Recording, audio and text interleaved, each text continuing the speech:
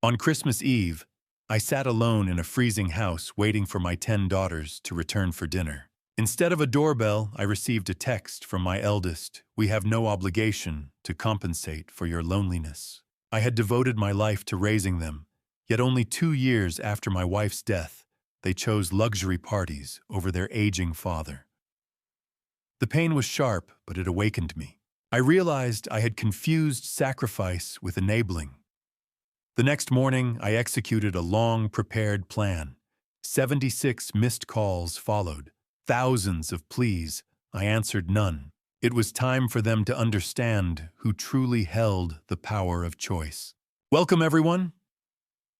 Before we dive in, don't forget to like this video, subscribe to the channel, and share where you're watching from in the comments. We'd love to know. A quick disclaimer, this story blends fictional elements for educational and entertainment purposes. Any overlap with actual names or locations is purely by chance, but the insight it offers is something you can take with you.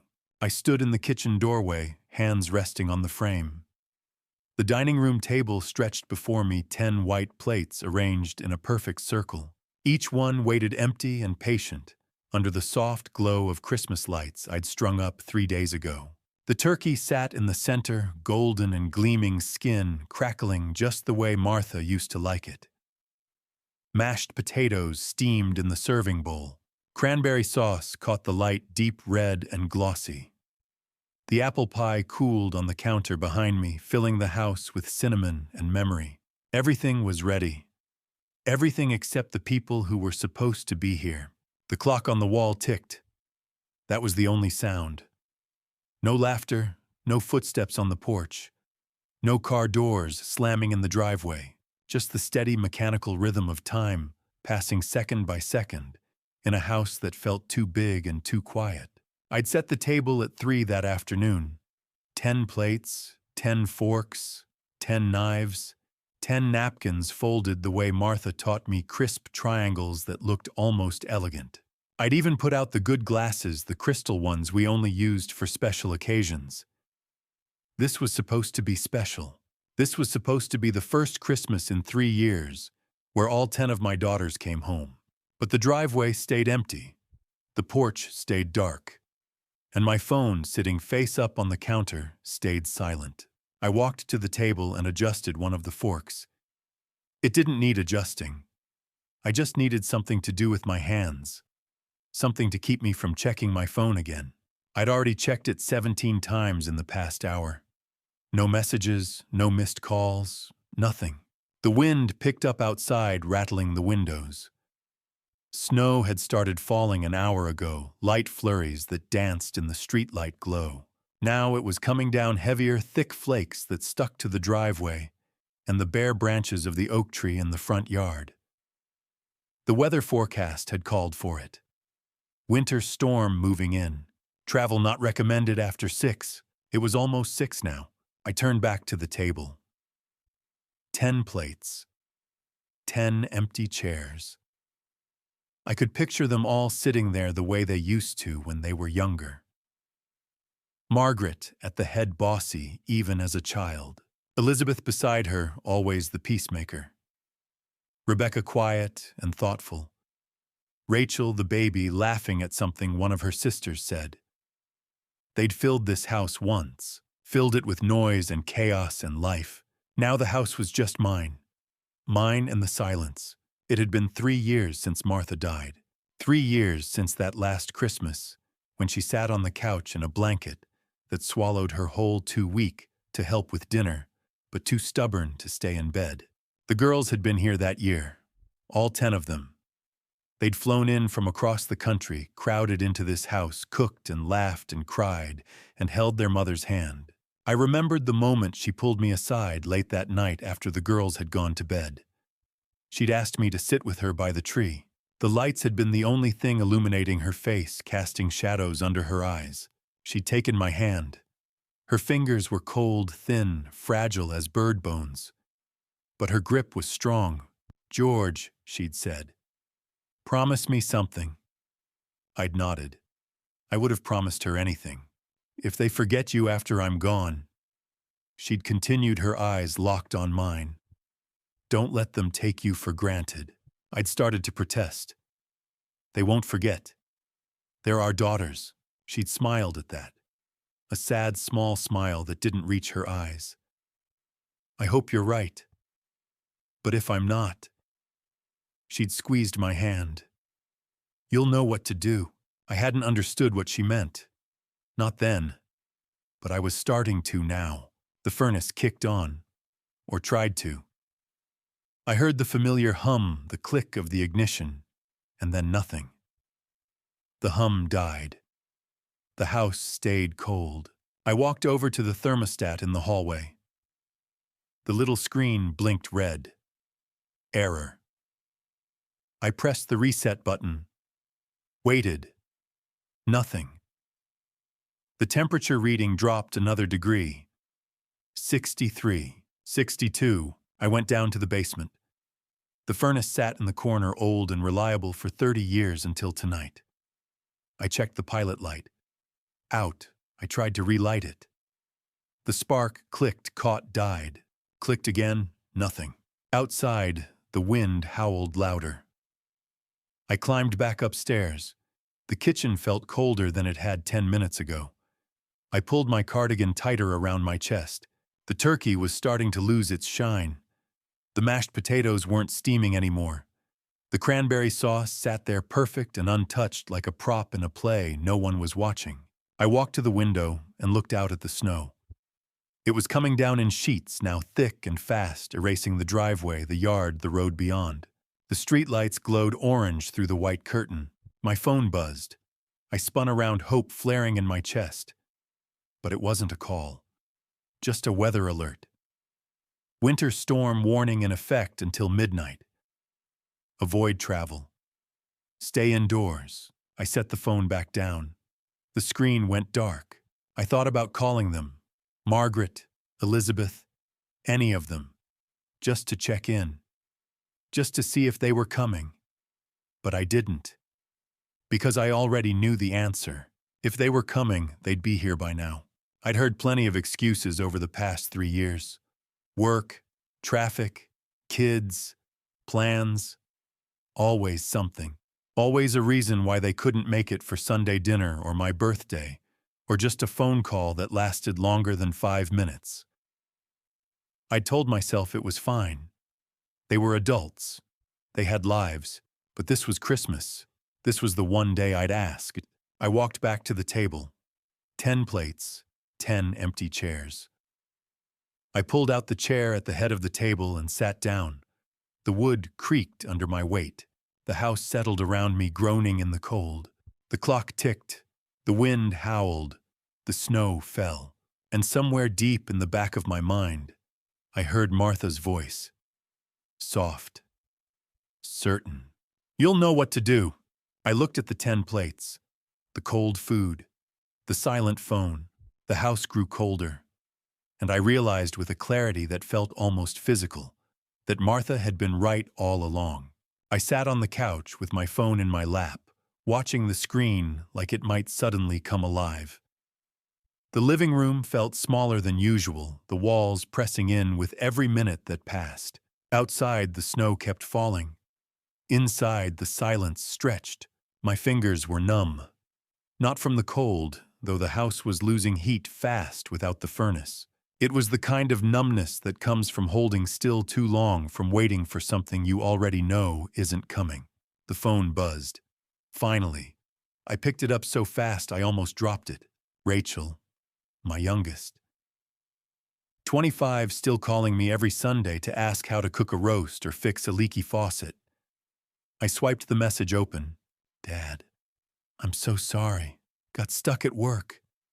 Boss needs me to cover tonight. Rain check, rain check. Like Christmas was a coffee date we could reschedule. It's okay, sweetheart, be safe.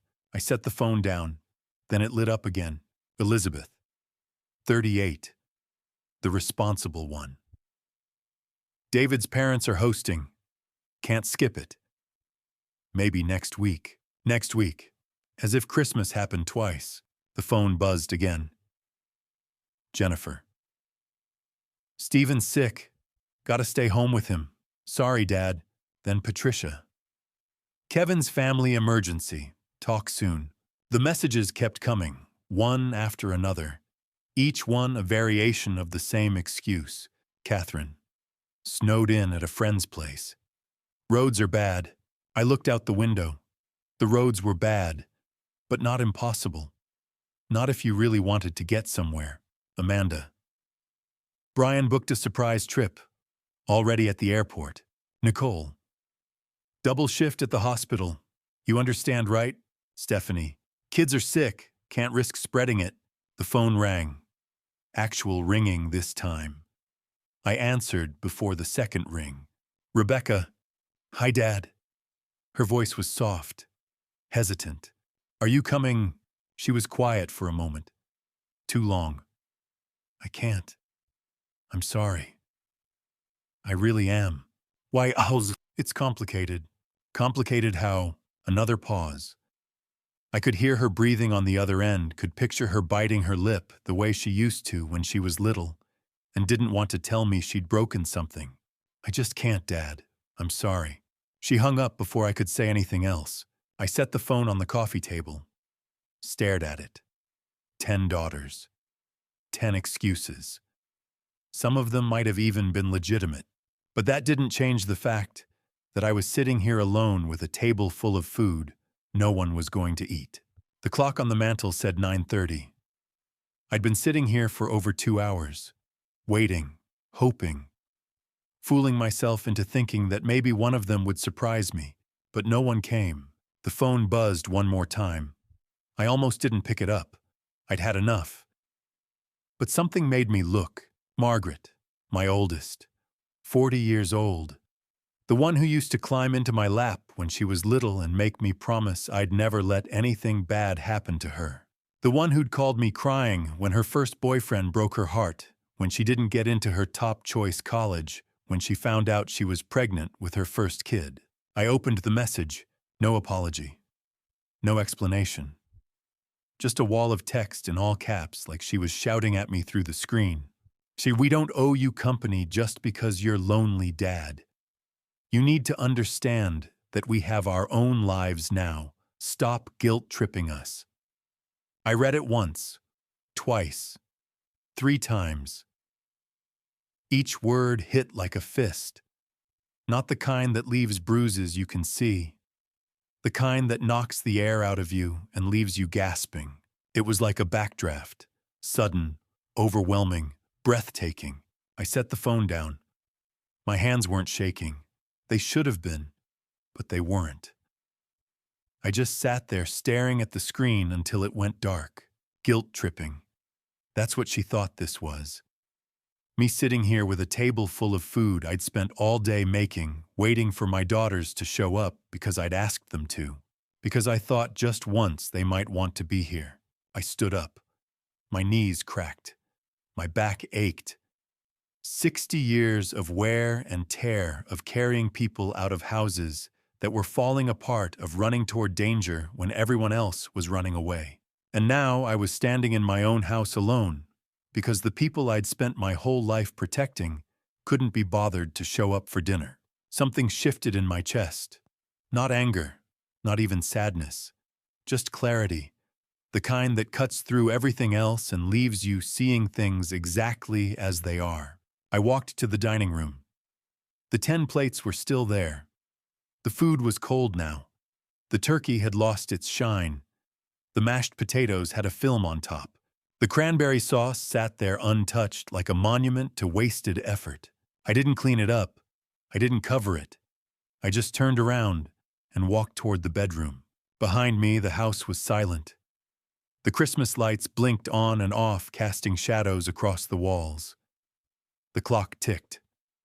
The wind rattled the windows, and somewhere in the back of my mind, I heard Martha's voice again, clear as day. You'll know what to do. I did. I finally did. The house settled around me as midnight approached. I'd turned off the Christmas lights an hour ago. The blinking had started to feel less festive and more like a reminder of everything that wasn't happening. Now the only light came from the lamp on the side table, casting long shadows across the living room floor. I walked to the kitchen and opened the cabinet above the refrigerator. The bottle was where I'd left it 3 years ago, tucked in the back behind the whiskey I never drank. Pinot Noir, Martha's favorite. We'd bought it together on our last anniversary, back when she could still walk without help, back when we thought we had more time. I carried the bottle to the living room and set it on the coffee table. The cork came out with a soft pop. I poured a glass, watching the dark red liquid catch the lamplight. I lifted the glass. The wine smelled like earth and cherries and something else I couldn't name. Something that reminded me of autumn evenings on the porch, of Martha's hand in mine, of the life we'd built before everything fell apart. "A Merry Christmas, Martha," I said to the empty room. You were right. I drank. The wine was smooth, almost sweet, with a bite at the end that made me wince. I wasn't much of a wine drinker. Never had been. But Martha had loved it, so I'd learned to tolerate it. Her picture sat on the mantel. I'd taken it 5 years ago at Rebecca's wedding. Martha was wearing a blue dress that matched her eyes, her smile bright, even though I knew she'd been tired that day. I raised the glass to the picture. "You knew they wouldn't come, didn't you?" The photo didn't answer. But I could hear her voice in my head anyway, clear as if she were sitting right next to me. The memory hit me without warning. Not the gentle kind that drifts in slowly. The kind that grabs you by the throat and won't let go. October 2021. St. Mary's Hospital. Room 314 on the oncology floor. Martha was in the bed by the window, propped up on pillows that made her look smaller than she was. The IV drip hung beside her, clear liquid flowing through a tube into her arm. She'd been there for 3 weeks by then. The treatments weren't working. The doctors had stopped using words like remission and started using words like comfortable and quality of life. I'd pulled a chair up next to her bed. She turned her head to look at me, and even though her face was drawn and pale, her eyes were sharp. "Alert. Juan George," she'd said. "I've been thinking about the girls. What about them? Ma, they love us, but they've grown too comfortable. They expect everything, money, time, support, but they never ask how you are. They only call when they need something." I'd wanted to argue, but deep down I'd known she was right. "That's not fair," I'd said anyway. "They're busy. They have their own lives." "They do, and I'm proud of them for that. But after I'm gone, it'll get worse. You'll see." "Don't talk like that." She'd reached out and taken my hand. Her fingers were cold, thin, fragile. "Listen to me. I want you to test them, one Christmas, after I'm gone. Don't send gifts, don't send money, just invite them. See who shows up, and if they don't." Her grip had tightened. "Then you'll know, and you'll be free." Free from what? From waiting for people who aren't coming. I'd sat there holding her hand, not knowing what to say. The machines had beeped softly in the background. "Promise me," she'd said. "I promise." She'd smiled then. A sad, small smile. "Good. Because I'm going to make sure you follow through." What does that mean?" "You'll see." I came back to the present with the taste of wine still on my tongue. The living room was quiet. The clock on the mantel said 11:53. In 7 minutes, it would be Christmas. I stood up and walked down the hallway to the bedroom. The room smelled like dust and old wood and faintly of the lavender sachets Martha used to keep in the dresser drawers. I hadn't changed much since she died. Her side of the closet still had her clothes hanging in it. I knelt down in front of the dresser and opened the bottom drawer. Beneath the sweaters I never wore and the extra blankets there was a box. Brown cardboard about the size of a shoebox, with a label stuck to the top in Martha's handwriting. "Important, open only when ready." I'd found it a week after the funeral, tucked away in her closet. She'd told me about it in the hospital in one of those quiet conversations we'd had in the last few weeks. She'd said she was leaving me instructions. A plan. something to help me when the time came. I hadn't been ready to open it then. I wasn't sure I was ready now. But ready or not, the time had come. I lifted the box out of the drawer and carried it to the small desk by the window. I set the box down and stared at it for a moment, running my thumb over the label. Then I opened it. Inside were papers, legal documents folded and organized with the kind of precision only Martha could manage. There was a letter on top in an envelope with my name written on the front. I recognized the handwriting immediately.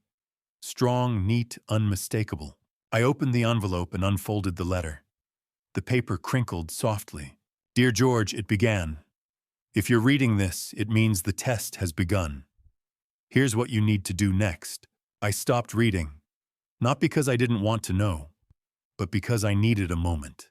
Because once I read the rest of this letter, once I followed the instructions Martha had left for me, there would be no going back. Outside, the wind howled. The snow kept falling. The house stayed cold. And somewhere between the last sip of wine and the first line of Martha's letter, something inside me settled. Not peace exactly, but something close to it. A kind of acceptance, a kind of understanding. Clarity came like dawn. Slow, inevitable, impossible to ignore. I sat down at the desk and kept reading. Martha's handwriting was precise even in those last weeks. The instructions were numbered, methodical, each step laid out with the kind of care she'd always brought to things that mattered.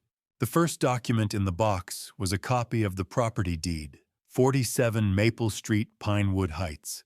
I'd bought the house 32 years ago, back when Martha was pregnant with Margaret, and we needed more space.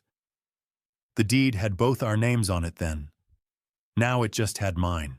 I unfolded the paper and ran my finger down the typed lines. Current estimated value $485,000. The number felt abstract, like it belonged to someone else's life. Next was the bank statement for our joint account. First National Bank. Balance $25,000. Our emergency fund. The money we'd scraped together over the years for whatever life threw at us. I set the statement aside and picked up the next paper. Life insurance policy. MetLife. Benefit amount $600,000. Beneficiary George Hutchison. The payout had come through in January of 2023, 3 weeks after Martha died. I deposited it straight into savings and tried not to think about what it represented. Beneath that was a portfolio statement from Vanguard. $180,000 spread across mutual funds and bonds. Conservative investments, the kind that grew slowly but steadily. Below that, another statement. My old 401k from the fire department. $95,000. I added the numbers in my head. The house, the emergency fund, the insurance payout, the investments, the retirement account. All told, somewhere north of $700,000. More money than I'd ever thought I'd have. More than enough to live on for the rest of my life if I was careful. But there was more. Another set of papers clipped together with a binder clip that had started to rust at the edges. Monthly allowances. I recognized the heading immediately. Martha had started keeping track about 2 years before she died, when she'd noticed how often the girls were calling to ask for money. She'd made a spreadsheet. Daughter amount, date, reason. Margaret, $1,200 a month, sometimes more. Elizabeth, $900. Jennifer, $800. Patricia, $1,000. On and on, all 10 of them. Some months the total hit $10,000. $10,000 a month going out to my daughters for rent and car payments and credit card bills and emergencies that never quite seemed to end. I stared at the numbers. 40 years of working, of saving, of planning for a future that was supposed to include Martha and me growing old together. And here it was, leaking out month by month to daughters who'd stopped saying thank you years ago. I set the papers down and reached deeper into the box. My fingers brushed against something smooth and heavy. An envelope sealed with wax. Martha had pressed her initial into it. M for Martha. I broke the seal carefully. Inside was a document official and dense with legal language. At the top, in bold letters, the Martha Eleanor Hutchison Irrevocable Trust. I read the date first. November 15th, 2022. 1 month before she died. 1 month before that last Christmas when all 10 girls had come home. The document was 6 pages long. I read it slowly, my eyes catching on words I half understood. Trust, irrevocable, beneficiary, condition precedent. The language was formal, precise, unforgiving. Martha had worked with Mr. Daniels on this. I skipped ahead, looking for the section that mattered. Section 3, subsection 1. Conditions precedent. The words were clear, unambiguous. All 10 daughters were required to be present at a specific time and place. If the condition was met, the trust would be distributed according to schedule. If not, the entire amount would be transferred to the Pinewood Heights Community Foundation. I sat back in the chair. The wood creaked under my weight. Outside, the sky was starting to lighten, the deep black fading to a bruised purple. Martha had planned this. Every word, every condition. She'd known they wouldn't come. Or at least she'd suspected. And she'd built this test to prove it. At the bottom of the page, in smaller print, this trust has been irrevocable since its creation. No changes, amendments, or revocations may be made by any party after the date of execution. I read that line 3 times. Irrevocable. Once the trust was created, it couldn't be undone. Not by me, not by the girls, not by anyone. Martha had made sure of that. I folded the document and set it aside. My hands were shaking. Not from cold, though the house was freezing now. From something else, something that felt like anger and grief and relief all mixed together. I opened my laptop. The screen glowed blue in the dim room. The battery was low, but it had enough for what I needed to do. I opened my email and started typing. To Daniels@danielslegal.com. Subject: Trust Activation. Christmas Eve, 2024. I kept it simple, professional. The kind of email you send when you're doing something that can't be undone. Dear Mr. Daniels, I am writing to inform you that the conditions outlined in the Martha Eleanor Hutchison Irrevocable Trust have now been tested. As you are aware, the test date was set for December 24th, 2024. None of my 10 daughters attended Christmas dinner tonight. I have documentation via text messages, calls, and timestamps. Per the terms of the trust, I am requesting that you proceed with the next steps, as outlined in Section 4.2 of the Trust Agreement. I will be available for a meeting at your earliest convenience. Sincerely, George Hutchison. I read it over once, twice. Then I hit send. The email disappeared from my screen. Sent. Delivered. Irreversible. I closed the laptop and looked out the window. The snow had stopped. The sky was lighter now, the first hint of dawn creeping over the roofline of the house across the street. I pulled out a blank sheet of paper and a pen. My handwriting wasn't as neat as Martha's, but it was clear enough. Authorization to freeze joint accounts. Date December 25th, 2024. Account holder George Hutchison. Reason pending legal review. I signed my name at the bottom. The ink was still wet when I folded the paper and slipped it into an envelope. By sunrise, everything would change. The test was over. The reckoning had begun. The drive into town took longer than usual. The streets were slick with snow that had frozen overnight, and the plows hadn't made it through all the neighborhoods yet. I took my time, kept both hands on the wheel, and tried not to think about what I was about to do. Downtown Pinewood Heights was quiet. Most of the shops were closed for the holiday, their windows dark except for the Christmas displays that nobody was around to see. I found a parking spot on Main Street, pulled in, and sat there for a moment with the engine running. The building was easy to spot. 3 stories of red brick with a brass plaque beside the door that read, Daniels and Associates, established 1987. I'd been here before years ago when Martha and I had drawn up our wills. The place hadn't changed much. I turned off the engine and stepped out into the cold. The wind cut through my jacket, sharp and bitter. I pulled the collar up and walked to the door. Inside, the air was warmer, but not by much. The reception area was small, just a desk and a few chairs with framed law degrees on the walls. A woman sat behind the desk, older than me by a few years, with reading glasses on a chain around her neck. She looked up when I came in and smiled. "Mr. Hutchison, that's me. He's expecting you. Second door on the left." I nodded and walked past her. The hallway was narrow, lined with filing cabinets and framed photographs of Pinewood Heights from decades ago. The floorboards creaked under my feet. The second door was open. I stopped in the doorway and saw him sitting behind a heavy wooden desk surrounded by stacks of paper and legal books. He glanced up, saw me, and stood. George. He was older than I remembered. 68, maybe 69 by now. His hair had gone completely white and he'd grown a beard that was more salt than pepper. But his eyes were the same. Sharp, focused. "Mr. Daniels, come in, sit down." I stepped inside and closed the door behind me. The office smelled like old paper and coffee. I took the chair across from his desk. The leather was cracked but comfortable. He sat back down and folded his hands on top of a manila folder. "I got your email. I figured, let's talk."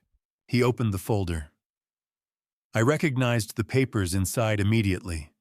The trust document, the property deed, copies of everything I'd gone through the night before. "I've been Martha's lawyer for 22 years, he said. His voice was steady, calm, the kind of voice you trusted whether you wanted to or not. She came to me in November of 2022, a month before she passed. She was very clear about what she wanted. Did she really think they wouldn't come?" He looked at me for a long moment. She hoped they would, but she prepared for the worst. And she was right, wasn't she? I didn't answer. I didn't need to. He pulled out a sheet of paper and slid it across the desk. "Let's review the facts. December 24th, 2024 was the test date. All 10 daughters were required to be physically present at your home by 6 in the evening. You have documentation proving none of them attended." "I do. Text messages, calls, timestamps. All of it." He nodded. "Then per section 3.1 of the trust, the primary condition has failed." I leaned back in the chair. "What happens next?" He pulled out another paper. "I'll send a formal notice to all 10 daughters informing them that the joint accounts are frozen effective immediately. This includes checking accounts, credit cards linked to your name, and monthly allowances." "How long will the freeze last?" "Until you decide otherwise, or until the trust is fully executed. And they can't contest it, not without proof of fraud, which they don't have. Everything Martha did was legal, documented, witnessed by 3 people, notarized twice, and accompanied by a psychological evaluation confirming she was of sound mind." He looked at me over the top of his reading glasses. "They can try, but they'll lose." I let that sink in. "What about the house?" "Steve, the house is yours. Your name is on the deed. You can sell it, keep it, do whatever you want with it." "And my pension, my savings?" "Yours, separate from the joint accounts. They have no claim to any of it." I nodded. The weight I'd been carrying since last night felt a little lighter. He pulled out 3 documents and set them in a row across the desk. "I need you to sign these." I leaned forward. The first was titled, "Authorization to Freeze Accounts." Effective date, December 26th, 2024 noon. The second was a notice. To be sent to all 10 daughters. Short and formal. "Your accounts have been temporarily frozen pending legal review. Contact the account holder for details." The third was a timeline. Phase 1, freeze accounts. Phase 2, family meeting. Phase 3, trust execution. I picked up the pen he'd set out. and signed all three. My handwriting looked shaky compared to the printed text, but it was legible. He collected the papers and slipped them back into the folder. George, I have to warn you, when those accounts freeze, your phone is going to explode. They'll call. They'll threaten. They'll beg. Are you ready for that? I thought about the 10 empty plates, the cold food, the text from Margaret, the years of waiting for people who never showed up. I've been ready for 3 years. He nodded. Then let's begin. I stood. He stood. We shook hands across the desk. His grip was firm, solid, the kind of handshake that sealed something permanent. One more thing, he said. The freeze takes effect at noon. That gives you about 2 hours. 2 hours for what? To prepare. Once that first card declines, they'll know. And they'll come looking for answers. I nodded. I'll be ready. I walked out of his office past the receptionist, who smiled and wished me a good day, out into the cold. The wind had picked up. The sky was gray, heavy with the promise of more snow. I got in my car and sat there for a moment staring at the dashboard. By noon, the first card would decline. By evening, they'd all know. And by the time the sun set, everything I'd built with Martha would be either proven or destroyed. I started the engine and pulled out onto Main Street. There was no turning back now. When I got home, the house was exactly as I'd left it. The dining room table still held 10 empty plates. The food was long gone, scraped into the trash that morning, but the plates remained. I hadn't been able to bring myself to put them away. Not yet. I walked past them and into the small office off the hallway. The desk was cluttered with bills and old magazines. I cleared a space and pulled open the bottom drawer. Inside was a box of stationery Martha had bought years ago. Cream-colored linen paper, the expensive kind she used for thank-you notes and condolence letters. Heavy, formal, the kind of paper that demanded to be taken seriously. I took out 10 sheets and set them on the desk. Found a pen. Black ink. The kind that didn't smudge. For 32 years, I'd run toward danger. Toward houses that were falling apart. Toward people who needed saving. This was different. This wasn't running toward anything. This was walking away, and somehow that felt harder. I picked up the pen and stared at the blank page. The first letter took me almost an hour. Not because I didn't know what to say, because I knew too much. Margaret, I remember the day you graduated from law school. You called me first. You said, "Dad, I did it." Thank you for believing in me. I still believe in you. But I can't keep being your ATM. You're 40 years old, married to a man with a good job, and yet every month you ask for just a little extra. Last month it was $2,400. I'm not angry, I'm tired. The joint account is frozen. Your credit card linked to my name is frozen. From now on, if you want my time, you'll have to give me yours first. I'm not asking you to choose between your life and mine. I'm asking you to remember I'm still here. Love, Dad. I folded the letter and slipped it into an envelope. Wrote Margaret's name on the front. Set it aside. The second letter was easier, or maybe just different. Rebecca, you were the only one who hesitated last night. I heard it in your voice when you called. You didn't want to say no. You just did. I don't know if that makes it better or worse. I'm not asking for an apology. I'm asking for honesty. If you knew why, didn't you say something? The account is frozen, not as punishment, as a boundary. If you want to talk, really talk, you know where I am. Love, Dad. I folded it, wrote her name, moved on. The rest came faster. Not because they mattered less, because the pattern was the same. A memory, a truth, a boundary. Rachel, you were 5 years old when your mother taught you to ride a bike. You fell 17 times, every time you got back up. I don't know when you stopped trying. Last night you said you were stuck at work. But your online photos say you were at a resort. The account is frozen, not because I don't love you, because I do. Elizabeth, your wedding day. You asked me to walk you down the aisle twice because you wanted to get it perfect. But you can't skip my Christmas dinner and still expect me to fund yours. Catherine, the summer you spent on my porch reading books and watching the sunset. You said you loved the quiet. I thought that meant something. Jennifer, the night you called me crying because Stephen lost his job. I sent you $3,000 the next day. No questions asked. I haven't heard from you since. Patricia, you used to bring the grandkids over every Sunday. Then you got busy. I understand busy. But busy isn't an excuse for 3 years.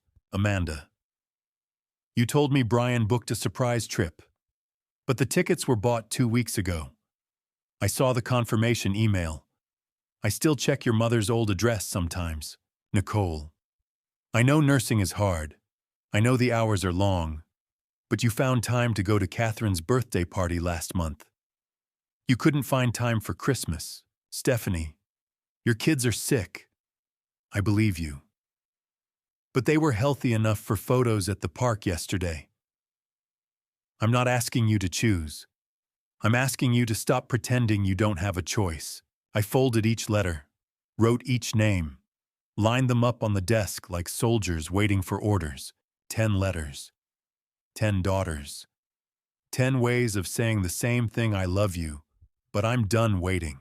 The clock on the wall said it was almost 6. The light outside was fading. I picked up the letters and walked back to the dining room. The 10 plates were still there. I set one envelope in front of each plate. Margaret at the head of the table where she always used to sit. Rachel at the far end. The others spread between them, each name facing the chair it belonged to. I could have mailed them, could have sent them certified, but I didn't. I wanted them to find the letters here, in this house, at this table. The table where they should have been sitting 2 nights ago. I wanted them to see the empty plates, the cold chairs, the silence they'd left behind.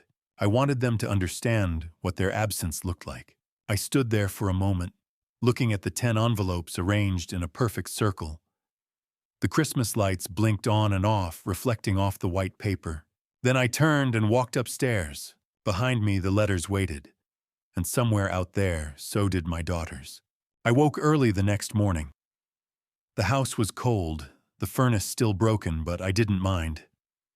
I made coffee, sat by the window, and watched the sun come up over the neighbor's roof. The snow had stopped sometime during the night, leaving everything blanketed and quiet. My phone sat on the kitchen counter screen, dark. I'd turned the ringer off before I went to bed. I knew what was coming. Mr. Daniels had warned me. By noon, the first card would decline. By evening, they'd all know. I had 4 hours of peace left. I drank my coffee, slowly savoring it. Then I pulled on my coat, laced up my boots, and stepped outside. The cold hit me like a wall, sharp and clean. I walked down the driveway past the mailbox and turned onto the sidewalk that led into town. The streets were empty. Most people were still inside, recovering from Christmas, enjoying the last few days of the holiday. I passed houses with lights still strung up, wreaths still hanging on doors. Everything looked normal, peaceful. I walked for an hour, maybe more. Past the park where I used to take the girls when they were little. Past the library where Martha volunteered every Thursday. Past the fire station, where I'd spent 3 decades of my life. The building looked smaller than I remembered. Or maybe I'd just gotten older. By the time I circled back home, it was almost 11. I let myself in through the front door, hung up my coat, and sat down in the living room. My phone was still on the counter. Still dark, still silent. I left it there. Somewhere across town at exactly 3 minutes past noon, Margaret stood at the checkout counter of a Whole Foods. Her cart was full. Organic vegetables, grass-fed beef, a bottle of wine that cost more than I used to spend on groceries for a week.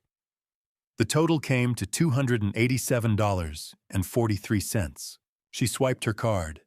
The machine beeped. Declined. She tried again. Same result. The cashier, a young woman with a name tag that read, Stephanie smiled apologetically. Do you have another card? Margaret pulled out a second card. Same name, same account. Declined. She called the bank. Got an automated message. This account has been temporarily frozen. Please contact the account holder for details. 10 minutes later, Elizabeth's card was declined at a restaurant. $156.20. Jennifer's card failed at a gas station.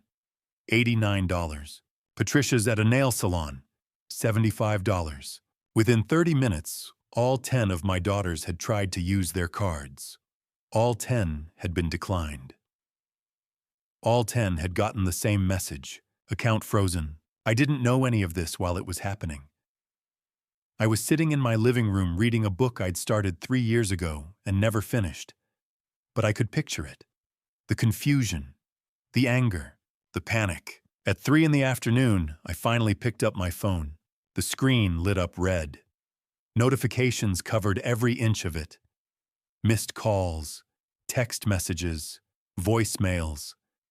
I scrolled through the list, counting as I went. 76 missed calls. Margaret had called 19 times. Elizabeth 12. Craig Hartley, Margaret's husband, 8. Jennifer 7. Catherine 6. Patricia 5. Rebecca 4. Amanda 4. Nicole 3. Stephanie 3. Rachel 5. 76. I opened the text messages. 143 unread. Margaret, 12:15. Dad, my card was declined. Fix this now. Elizabeth, 12:28. What's going on? Call me back. Craig, 103. George, I don't know what game you're playing, but this is illegal. Call me. Rebecca, 147. Dad, please, I just want to talk. Rachel, 2:15. I'm sorry about Christmas. Can we fix this? Craig again, 2:53. Last warning, George. Call me or I'm coming over. I read through them all. Or most of them. After the first 20, they started to blur together. Demands, threats, apologies that didn't sound like apologies. Questions that weren't really questions. Not one of them asked how I was. Not one of them said, I love you. They only wanted to know why the money had stopped. I set the phone down and walked to the window. The street was quiet. No cars, no movement. Just snow and silence. 76 calls. In less than 3 hours. And I hadn't answered a single one. The first knock came at 5:45. I was upstairs when I heard it. Not a polite knock. A pounding. Fist on wood, hard and insistent. I walked to the bedroom window and looked down at the driveway. 3 cars, a black Mercedes, a silver Honda, a blue Toyota. I knew who they belonged to before I even saw the people getting out. Margaret and Craig from the Mercedes, Elizabeth and her husband David from the Honda, Rebecca from the Toyota alone. More car doors opened.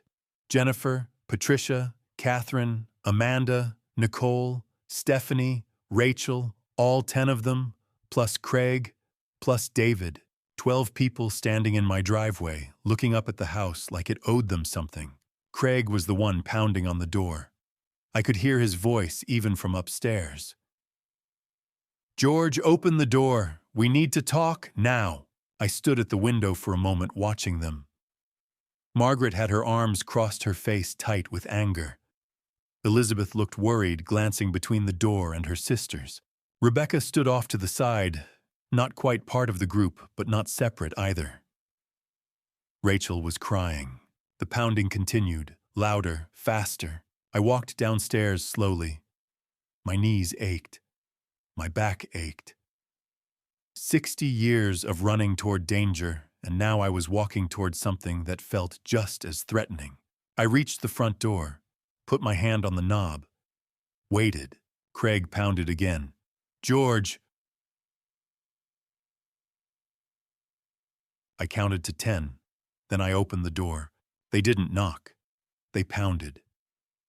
Like the house was falling apart. like I owed them something. Maybe I did, but not what they thought. I pulled the door open and stepped back. Said nothing.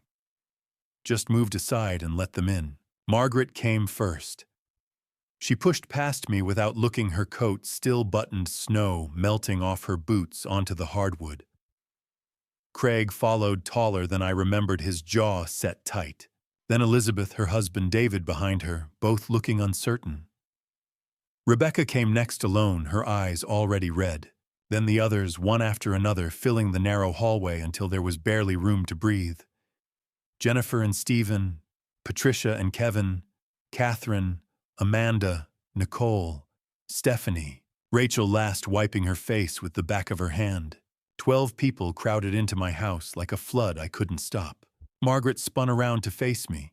Her voice came out sharp, cutting. "What the hell, Dad? My card was declined at the grocery store. Do you know how embarrassing that was?" I didn't answer. Just stood there, my hand still on the doorknob. Elizabeth stepped forward, trying to soften the blow. "Dad, we need to talk. What's going on with the accounts?" I looked at her, then at Margaret, then at the others, all of them staring at me, waiting for an explanation. I let go of the door, let it swing shut behind them. Then I turned and walked past them into the dining room. Didn't say a word, just raised my arm and pointed. The table, 10 white plates arranged in a circle. Still there, still empty. And in front of each plate a white envelope, each one with a name written across the front in black ink. Rebecca saw hers first. She stepped closer, her breath catching. "What are these?" I found my voice. Quiet, steady. "Read them." Margaret grabbed hers off the table. "This is ridiculous. We don't have time for—" I cut her off. Not loud, just firm. "Then leave." The room went still. Margaret stared at me. Her mouth opened, closed. For once, she didn't have a response. She tore the envelope open, pulled out the letter. The others followed. Elizabeth picked up hers carefully. Rebecca's hands shook as she lifted the envelope. Rachel reached for hers, then hesitated before finally taking it. One by one, they opened the letters. One by one, they started to read. The room filled with the sound of paper rustling, but no voices. No one spoke. I stood near the doorway watching. Rebecca read slowly, her eyes moving across the lines. Her hands trembled. When she finished, she looked up at me and I saw guilt. Real guilt. Margaret read fast, her jaw tightening with every sentence. By the time she reached the end, her face had gone red. Not from embarrassment, from anger. Rachel got halfway through and stopped. Tears spilled down her cheeks. She didn't wipe them away. Just stood there holding the letter, crying silently. Elizabeth folded her letter carefully when she finished. Set it down on the table. Looked at me with something that might have been understanding. No one spoke. The silence stretched fragile and tense like glass about to shatter. Then Margaret crumpled her letter in her fist. "This is you're blaming us for what? For having lives." I didn't raise my voice. "I'm not blaming you. I'm setting boundaries." Craig stepped forward. He was taller than me, broader, and he used it. Moved into my space, pointed a finger at my chest. "Boundaries. You froze our accounts without warning. That's financial abuse." I looked at him, calm, tired. "Those accounts have my name on them, not yours." His face darkened. "Margaret is your daughter. She has a right." I cut him off.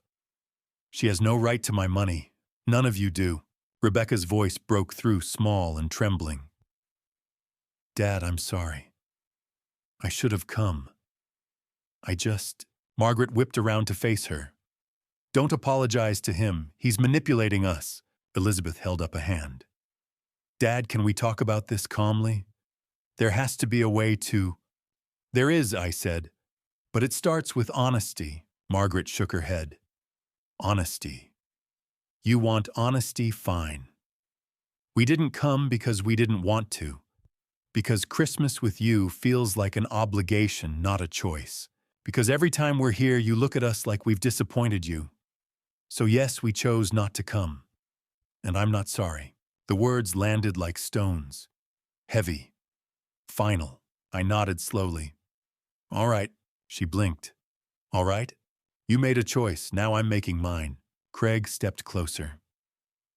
And what choice is that? I didn't answer him.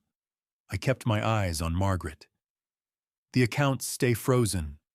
The house is being sold, and the trust your mother left will be distributed according to her wishes. Not mine. Hers, Elizabeth spoke up. What trust, Dad? Before I could answer, Margaret's voice rose sharp and brittle. Fine. Keep your money. But don't expect us to come crawling back. She stuffed the letter into her coat pocket and turned toward the door. Craig followed her. I said her name, just once. Margaret. She stopped. Didn't turn around. There's more. She turned slowly. Her eyes were red now, not from crying, but from rage. What? I looked at all of them, at the 10 daughters I'd raised, at the anger and confusion and fear written across every face. Sit down, I said. All of you. No one moved. Sit down, I said again, quieter this time. But they heard me. One by one, they pulled out chairs. Sat. Some at the table, some on the couch, some just on the floor. They didn't know what was coming, but they knew it wasn't over. Before we go further, drop a comment with the word Team George or Team Daughters, so I know you're still here. I want to see where you stand. Oh, and just so you know what comes next, blends some fictional elements with the core message, if that's not for you. No hard feelings if you step away now. They settled into their seats, slowly, reluctantly, like prisoners waiting for sentencing. Some took chairs at the dining table. Others sat on the couch. Craig stayed standing near Margaret, his arms crossed. Rachel stayed on the floor, her back against the wall, her eyes still wet. I waited until everyone was still. Then I spoke. Margaret broke the silence first. Fine. We're sitting. Now tell us why you froze everything. I looked at her. At the daughter who used to climb into my lap when she was scared. Who used to call me her hero. 'Cause none of you came. Elizabeth leaned forward, her voice measured and calm. We explained why. Work, family, emergencies.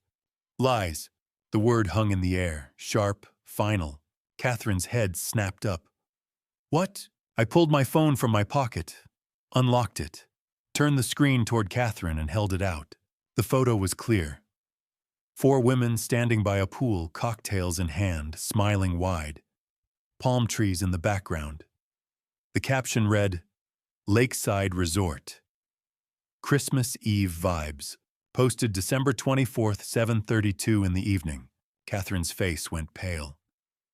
How did you? Your photos are public, I said. Quiet. No anger, just fact. I swiped to the next image and turned the phone toward Elizabeth. This one showed her and David at a dinner table surrounded by family plates, piled high glasses raised. The caption, Merry Christmas from the Millers. Elizabeth opened her mouth, closed it. Looked down at her hands. You said you couldn't skip David's parents' dinner, I said. But you could skip mine. Jennifer stood up, her voice rising. So what? We chose to spend Christmas elsewhere. That's our right. I didn't argue. You're right. It is. But don't lie to me and say you were snowed in or stuck at work. Rachel's voice broke through, small and trembling. Dad, I'm sorry. I didn't think it mattered that much. I turned to her. Didn't matter. I walked to the dining table, stood beside the 10 empty plates, ran my hand along the back of one of the chairs. I cooked for 10 people. I set 10 plates. I waited until midnight, and not one of you thought it mattered. Margaret pushed back her chair and stood. We're adults, Dad. We have our own families, our own plans. And I have mine, I said, steady, calm. And my plan now is to stop being your bank. The room went quiet again. Tense. Brittle. Then Rebecca spoke. Just one word.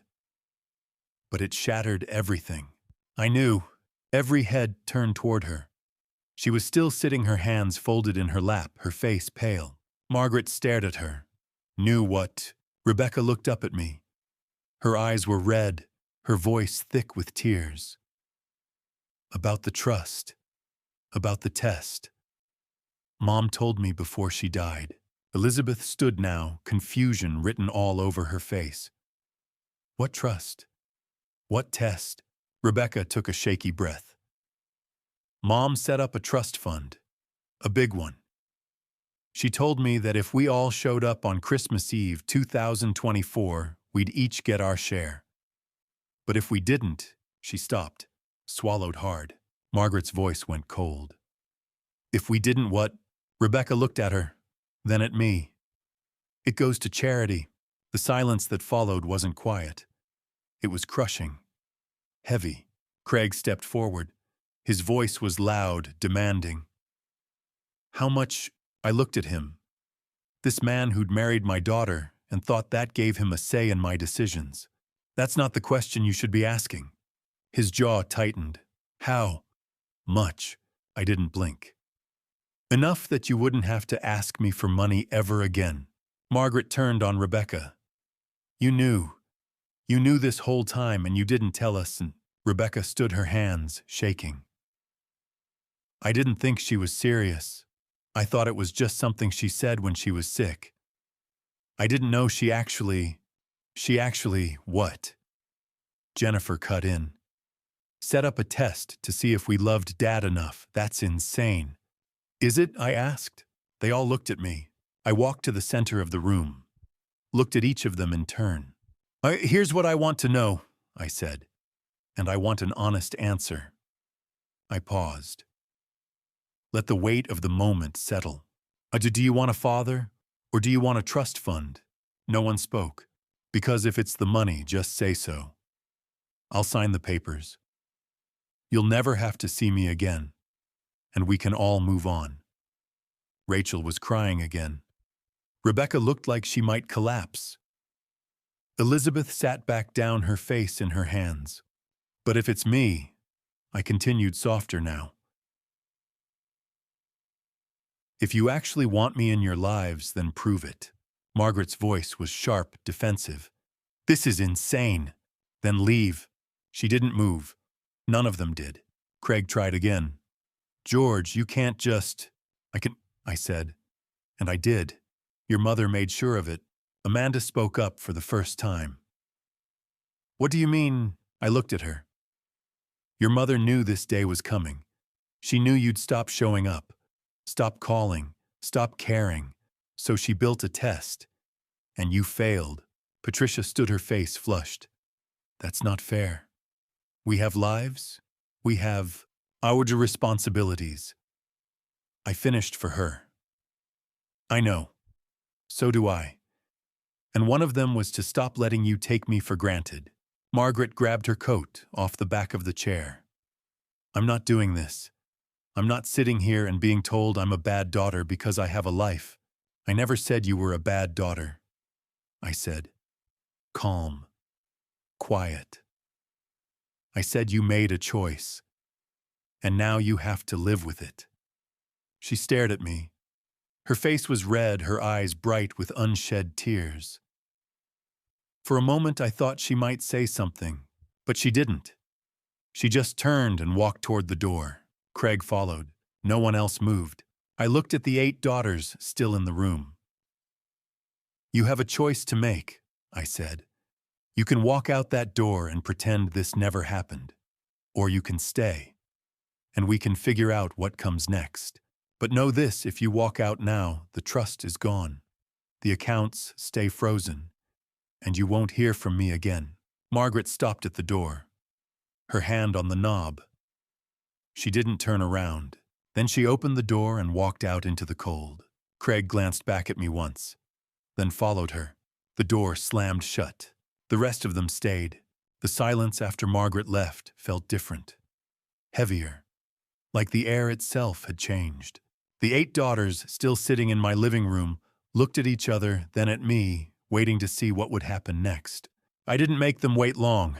I walked into the kitchen, opened the drawer beside the sink, the one where I kept important papers, pulled out the folder I'd placed there that morning. I carried it back to the living room, set it on the coffee table in front of them, a single sheet of paper inside. Official. Legal. Impossible to misunderstand. Elizabeth leaned forward first. Her eyes scanned the heading. I watched the color drain from her face. Property listing agreement. The words seemed to echo in the quiet room. She said them again quieter, like she was trying to make sense of them. Property listing agreement. Rebecca reached for it next, her hands shaking. She read it aloud, slowly, her voice breaking. 47 Maple Street, Pinewood Heights. Listed price $485,000. Agent Johnson Realty. Date listed December 26, 2024. Status active. She set the paper down carefully. Looked up at me, her eyes wide. You listed the house? Yes. Catherine shot to her feet. When? Yesterday. While you were calling me 76 times. The room erupted. Overlapping voices, questions without answers, disbelief that sounded like anger. Someone said my name. Someone else said this couldn't be happening. Someone else just kept repeating the word house. Catherine's voice rose above the rest. You can't do that. This is our childhood home. I looked at her. It's my house. My name is on the deed, and I can do whatever I want with it. Jennifer stepped closer, her voice sharp with panic.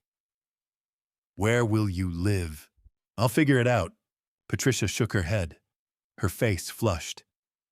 You're being ridiculous. You're 60 years old. Where are you going to go? Anywhere but here. Amanda's voice cracked. Tears spilled down her face. Dad, please, this is extreme. We can work this out. I cut her off. Not unkindly, just firmly. I've been working it out for 3 years. Alone. Nicole stood up, her arms crossed tight.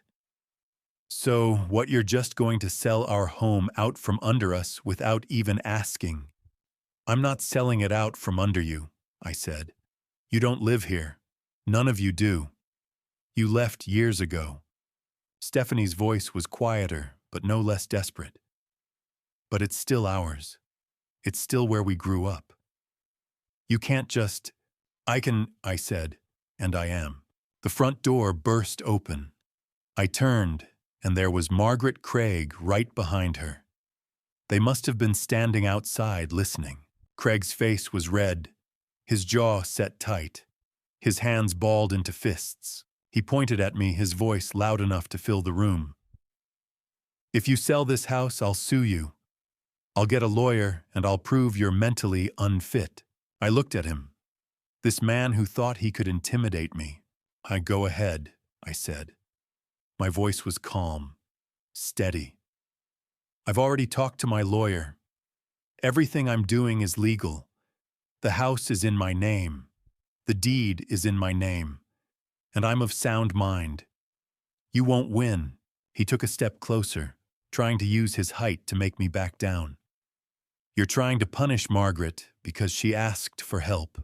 I'm not punishing anyone, I said. I'm protecting myself. Rebecca's voice, small and broken, came from somewhere behind me. From what? I turned to look at her. From being forgotten while I'm still alive. The words hung there. No one spoke. No one moved. The only sound was the ticking of the clock on the mantel. Nicole finally broke the silence, her voice quieter now, less angry.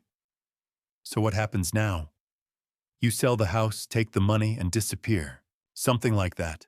Stephanie looked up at me with red-rimmed eyes. What about the trust fund? If we can't get that, at least we should get something from the house. I shook my head. You won't. Elizabeth frowned. What do you mean? The house sale money is mine, separate from everything else. The trust fund. That's a different story. Margaret's voice was sharp again, demanding. How much is the trust fund, Dad? I looked at her. Enough. Craig stepped forward again, his voice rising. We have a right to know. I met his eyes. You had a right to show up on Christmas Eve. You didn't. Rachel, still sitting on the floor, let out a sob. So we lose everything because of one night. I turned to her, the youngest, the one who'd lied about being stuck at work. Because of 3 years, I said. The room went silent again. But this time it wasn't the silence of shock. It was the silence of realization, of understanding. Jennifer tried one more time, her voice desperate. Dad, please. We can fix this. We can. It's already done, I said. I stood up, walked toward the stairs. My knees ached. My back ached. But I kept walking. Stopped at the bottom step and turned back to look at them. I've said what I needed to say. The house will sell. The trust will be executed according to your mother's wishes. Not mine. Hers. And you'll all have to decide what matters more. Margaret's voice was quieter now, almost disbelieving. You're really doing this? It wasn't a question, but I answered anyway. I already have. I turned and started up the stairs, my hand on the railing, my weight on each step. I heard their voices behind me, overlapping, desperate. At the top of the stairs, I paused, looked back down at them. At the wreckage of a family that had once been whole. At the daughters who'd taken everything for granted. At the empty plates still on the table. I left them sitting there silent, surrounded by the wreckage of expectations they'd never earned. Then I walked into my bedroom and closed the door. I stayed in my room for 10 minutes, maybe 15. Long enough for my hands to stop shaking. Long enough to remind myself why I was doing this. When I opened the door, the house was still. No voices, no movement. Just the sound of the furnace trying and failing to keep up with the cold. I walked down the stairs slowly. At the bottom, I could see into the living room. They were still there. All 10 of them. Margaret sat on the couch, staring at nothing. Elizabeth stood by the window. Rebecca had her face in her hands. Rachel was still on the floor. The others were scattered around the room like pieces of something broken. They looked up when I came in. I cleared my throat. Have you eaten? Margaret's head snapped toward me. What? Well, I asked if you've eaten. It's late. You must be hungry. Elizabeth stepped away from the window, confused. Dad, we're not here to... I know why you're here, I said. But you're still here. And I made dinner 3 nights ago for 10 people. It's been in the fridge. I can warm it up. Rebecca finally broke the silence. Her voice was quiet, uncertain. Okay. I nodded and walked into the kitchen. I didn't do this to be kind. I did it because I needed them to feel what I'd felt. Sitting at an empty table, surrounded by silence, waiting for people who never came. I pulled the containers out of the fridge. The turkey I'd carved and saved, the mashed potatoes, the cranberry sauce, the rolls, everything I'd made with hope, everything that had sat untouched while I waited alone. I reheated it all, arranged it on serving platters, carried it to the dining room table. The 10 plates were still there, still arranged in their circle, still empty. I set the food down in the center, looked at my daughters standing in the doorway. Sit. They moved slowly, hesitantly. One by one, they found their seats. Margaret took her usual spot at one end. Rachel sat at the other. The rest filled in between. No one spoke. I served them. Went around the table with the platters, putting food on each plate. Turkey, potatoes, sauce. Just like I would have done 3 nights ago if they'd been here. When everyone had food, I sat down in the chair at the head of the table. 3 rules, I said. My voice was quiet but firm. No phones on the table, no talking about money, and no one leaves until everyone's finished. No one argued. The room filled with the small sounds of eating, forks scraping against plates, someone swallowing, someone's breath catching. But no words, no conversation, just silence. 5 minutes passed, then 10, then 15. I watched them. Margaret cut her food into smaller pieces but barely ate. Elizabeth ate mechanically. Rebecca cried silently over her plate.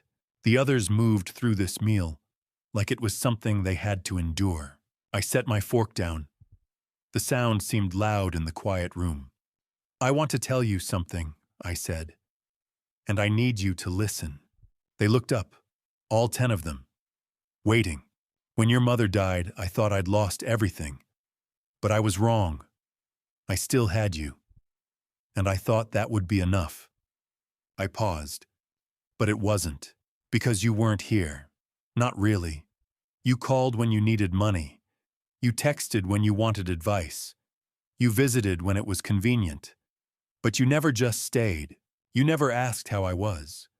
You never checked in unless you needed something." My voice didn't rise, didn't crack. I just stated it. "I don't blame you for having lives. I'm proud of your lives. But I can't keep being the man you only remember when you need something." I looked at each of them. "So here's what's going to happen.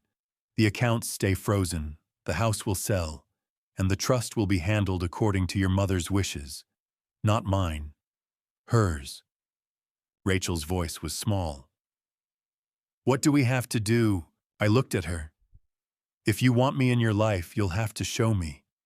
Not with words, with time, with presence, with showing up when it's inconvenient, with calling just to talk, with remembering that I exist even when you don't need anything." I stood up, started gathering the plates. Most were still full. "If you don't do that," I said, "then I'll know, and I'll let you go." One by one they stood. One by one they walked toward the door. Margaret went first. Didn't say goodbye. Just left. Elizabeth stopped at the door, turned, opened her mouth like she wanted to say something. But nothing came out. She just looked at me, then left. The others followed. Catherine, Jennifer, Patricia, Amanda, Nicole, Stephanie, each one leaving without a word. Rachel came to me, put her arms around me, held on tight. I stood there, my hands full of plates, and didn't hug her back. Couldn't. Not yet. She let go, wiped her face, and left. Rebecca was the last. She stood in the doorway looking at me with red, swollen eyes. "I'm sorry," she said. "I know." She nodded, turned to go, then stopped. "Will you answer if I call?" I looked at her. "Yes," I said. She nodded again, and then she was gone. The house fell silent. But this time the silence felt different. Not empty, just clear. Like something that had been clouding my vision for years had finally lifted. I finished clearing the table, washed the dishes, put everything away. Then I turned off the lights and went upstairs. The morning of January 3rd arrived cold and bright. I woke early and walked to the window with my first cup of coffee. The street outside was quiet. Most people were still recovering from the holidays. That's when I saw it. A red sign planted in the front yard. Bold white letters against that bright red background. Sold. Below it in smaller print, Johnson Realty. $485,000. All cash offer. I stood there for a long time holding my coffee looking at that sign. 32 years in this house. 32 years of memories pressed into every wall, every floorboard, every corner. Margaret's first steps in the hallway. Elizabeth's graduation party in the backyard. Rebecca learning to ride a bike in the driveway. All of it reduced to a red sign and a number. I didn't feel sad. Didn't feel happy either. Just relieved. Like I'd been carrying something heavy for a long time and finally set it down. It had taken 8 days. 8 days to let go of 32 years. A week later, I sat in a notary's office downtown. The room was small, plain, with a long table in the center. Mr. Johnson sat across from me, his briefcase open, papers spread out in neat stacks. Next to him sat a woman I didn't recognize. Mid-40s, dark hair, pulled back, wearing a navy blazer. She stood when I came in, extended her hand. Mr. Johnson gestured toward her. "George, I'd like you to meet Donna Mitchell. She represents the buyer." I shook her hand. Firm grip, direct eye contact. "Ms. Mitchell." "I'm Mr. Hutchison." She smiled, genuine and warm. "It's an honor to meet you. I've read your file. 32 years with the Pinewood Heights Fire Department. Captain retired." I nodded. "That's right." She sat back down, folded her hands on the table. "I'm the director of the Safe Haven Foundation. We're a nonprofit that provides transitional housing for retired first responders, firefighters, paramedics, police officers, people who've spent their lives helping others and now need a place to rebuild their own." I didn't say anything, just listened. "When Mr. Johnson told us about your house," she continued, "we knew it was perfect. The location, the size, the history. We want to turn it into a residence for retired firefighters who are struggling, financially, emotionally, men and women who need somewhere safe to land while they figure out what comes next." I looked at Mr. Johnson. He nodded, confirming everything she was saying. Donna leaned forward slightly. "We'd like to name it after your wife, if you're comfortable with that. The Martha Hutchison Home." Something in my chest tightened. Not pain exactly, just recognition. Martha would have wanted this. She would have loved knowing that the house we'd built together would become a place where people could find their footing again. I felt tears pressing at the corners of my eyes, but I didn't let them fall, just nodded. She would have liked that. Donna reached into her bag and pulled out a small package wrapped in brown paper. Set it on the table between us. "We had this made. For you. And for the house." I unwrapped it carefully. Inside was a bronze plaque about the size of a book. The metal was polished, the engraving deep and clear. "Martha Hutchison Home. In memory of a woman who believed in second chances." I ran my finger over the letters, felt the grooves, imagined it hanging by the front door. "Thank you," I said. My voice came out rougher than I expected. Mr. Johnson cleared his throat, pulled out a stack of papers. "All right, let's get the paperwork done." The contract was straightforward. Sale price $485,000. Buyer Safe Haven Foundation Incorporated. All cash offer, no financing contingencies. Closing date January 31st. I signed my name at the bottom of each page. George Hutchison. Over and over. When it was done, Donna shook my hand again. "We'll take good care of it. I promise. I know you will." That evening, I sent a text message to all 10 of my daughters. A group message. The first one I'd sent since Christmas. "The house has been sold. Closing date January 31st. The buyer is a nonprofit organization that will turn it into a residence for retired firefighters. It will be named the Martha Hutchison Home. You have until January 30th to collect any personal belongings you left behind." I hit send, set the phone down, waited. The responses came quickly. Margaret, 10 minutes later. "You sold it to a charity. Are you kidding me?" Elizabeth, "Dad, we should have been consulted about this." Jennifer, "This is unbelievable." Then a few minutes later, 2 different messages. Rebecca, "I think it's beautiful, Dad. Mom would have loved it." Rachel, "Can I come see it one last time?" I read through all of them. Then I typed a response. But I only sent it to Rebecca and Rachel. "Yes, come whenever you're ready." I didn't respond to the others. On January 15th, I packed a single suitcase, clothes, a few books, the photo of Martha from the mantel, the plaque Donna had given me. Everything else I left behind. The furniture could stay with the house, the dishes, the pots and pans. All of it could be useful to whoever came next. I walked out the front door one last time, locked it, put the key in an envelope for Mr. Johnson. Then, I walked across the lawn past the flower beds Martha had planted past the tree where we'd hung a tire swing for the girls, past the driveway where I'd taught them all to drive, and past the red sold sign. I stopped there, turned back, looked at the house one more time. 32 years, 10 daughters, one empty table, and now a second chance. Not for me. For the people who'd need it most. I didn't feel sad. I felt free. I picked up my suitcase and walked toward my car. Didn't look back again. But before I reveal the exact amount in that trust, I want to hear from you. Take a guess in the comments. How much do you think Martha left? Type your number below. No judgment, just curiosity. I'll wait.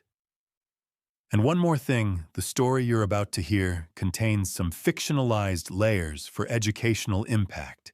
If you'd rather not hear it, feel free to close the video now. The conference room at Daniels & Associates was on the second floor at the end of a narrow hallway that smelled like old paper and furniture polish. I arrived 15 minutes early. Mr. Daniels was already there arranging folders at the head of a long table. He looked up when I came in, nodded once, and gestured to the seat on his left. "They'll be here soon," he said. I sat down. Waited. The room was quiet except for the ticking of a clock on the wall and the muffled sounds of traffic outside. At 2 o'clock exactly, the door opened. Margaret came in first, Craig right behind her. Then Elizabeth and David. Then the rest one by one filing in and taking seats on the right side of the table.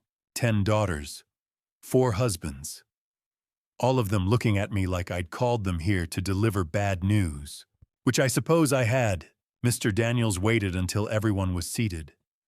Then he opened the thick brown folder in front of him and cleared his throat. "Thank you all for coming," he said. His voice was calm, professional. The voice of someone who'd done this 100 times before. I know this has been a difficult few weeks, but we're here today to discuss the Martha Eleanor Hutchison Irrevocable Trust. Margaret leaned forward immediately. "Finally, how much are we talking about?" Mr. Daniels looked at her. His expression didn't change. "I'll get to that. But first I need to read the terms." He pulled out a document several pages thick and set it in front of him. Adjusted his reading glasses, began to read. The Martha Eleanor Hutchison Irrevocable Trust was established on November 15, 2022, 1 month before Mrs. Hutchison's death. The trust was funded with the following assets. He paused, looked up, made sure everyone was listening. Life insurance proceeds $600,000. Personal savings $250,000. Sale of family business shares $150,000. Another pause. Longer this time. Total $1 million. The room went still. Not silent. Still. Like everyone had stopped breathing at the same time. Margaret sat up straighter. Elizabeth's eyes went wide. Catherine's mouth opened slightly. Craig, sitting next to Margaret, started to smile. A big, satisfied smile that made my stomach turn. $1 million. He said loud enough for everyone to hear. Split 10 ways. That's $100,000 each. Mr. Daniels didn't look at him, kept his eyes on the document. Not quite. Craig's smile faltered. What do you mean? The trust includes specific conditions for distribution. Mr. Daniels turned a page. Let me read section 3.1, Conditions Precedent. He read slowly, clearly, making sure every word landed. In order for each beneficiary, the 10 daughters of George and Martha Hutchison, to receive her share of the trust, the following condition must be met. All 10 daughters must be physically present at George Hutchison's residence, 47 Maple Street, Pinewood Heights, on December 24, 2024, no later than 6 in the evening, for the purpose of sharing a family Christmas dinner. He looked up, met each pair of eyes around the table. Physical presence is defined as being inside the residence at the dinner table for a minimum of 1 hour. If any daughter fails to meet this condition, the entire trust shall be transferred to the Pinewood Heights Community Foundation, a registered 501c3 nonprofit organization. The silence that followed wasn't just stillness, it was shock. The kind that hits you like cold water and leaves you gasping. Margaret spoke first. "Wait, what?" Elizabeth leaned forward, her lawyer instincts kicking in. "All of us?" At the same time. "Yes," Mr. Daniels said. Jennifer's voice was quieter, uncertain. "And if one person didn't show up, no one gets anything." "Correct." Craig shot to his feet. The chair scraped loudly against the floor. "This is insane. You're saying we lost $1 million because of one dinner?" Mr. Daniels looked at him, calm, unflinching. "You lost $1 million because not one of you showed up." Margaret turned to me, her face red, her voice rising. "You knew about this, you knew, and you didn't tell us." "Your mother made the rules," I said. "I just followed them." Elizabeth's voice cracked. "Dad, you could have warned us, we would have come." I looked at her, at the daughter who'd always been reasonable, who'd always tried to see both sides. "Would you?" She opened her mouth, closed it, didn't answer. Rebecca's voice, rough and broken, came from the far end of the table. I told you. I told you Mom had conditions. But none of you believed me." Amanda was crying now, her hands covering her face. "So that's it. $1 million gone." Mr. Daniels shook his head. "Not gone, transferred. The Pinewood Heights Community Foundation will receive the full amount on February 1st, 2025. It will be used to fund programs for at-risk youth and elderly care." Craig slammed his hand on the table. "We're going to contest this. No court will uphold a will this unfair." Mr. Daniels looked at him. Really looked at him. The kind of look that made it clear he'd dealt with men like Craig before and hadn't been impressed then either. "The trust has been irrevocable since its creation," he said. Mrs. Hutchison was of sound mind when she signed it. 3 witnesses, 2 notaries, and a psychological evaluation all confirm this. "You can try to contest it, but you'll lose." Margaret stood up, pushed her chair back hard enough that it almost fell over. "I can't believe you did this." I met her eyes. "I didn't. Your mother did." She stared at me, then turned toward the door. Craig followed. So did Elizabeth. So did Jennifer. One by one, they started to leave. And then Mr. Daniels spoke again. 6 words. Quiet, but clear. "There's one more thing." Everyone stopped. Margaret's hand was on the door handle. Elizabeth was halfway out of her seat. Craig had his coat over his arm. They all turned back. Mr. Daniels looked at me. I nodded. He turned back to the document. "Section 3.2, he said. Alternate Distribution Authority." Mr. Daniels didn't pause. Didn't give them time to process. Just kept reading, his voice steady and professional. Section 3.2. Alternate Distribution Authority. In the event that the primary condition is not met and the trust is transferred to the Pinewood Heights Community Foundation, George Hutchison retains the right, for a period of 10 years, from the date of Martha Hutchison's death until December 15, 2032, to petition the court for redistribution of the trust funds. Margaret let go of the door handle, turned back toward the table. "What?" Elizabeth sat down slowly, her lawyer mind already working through the implications. "What does that mean?" Mr. Daniels looked up from the document. "It means your father can at any point in the next 8 years request that the court redirect the funds to one or more of his daughters, but only if he believes they have demonstrated genuine change and a renewed commitment to their relationship with him. And only if the court agrees that the change is genuine." The room was silent. Not the shocked silence from before. This was different. This was hope mixed with uncertainty, mixed with something that might have been fear. Rebecca spoke first, her voice barely above a whisper. So, we might still get it, only if your father chooses to petition the court, Mr. Daniels said. And only if the court agrees. This isn't automatic.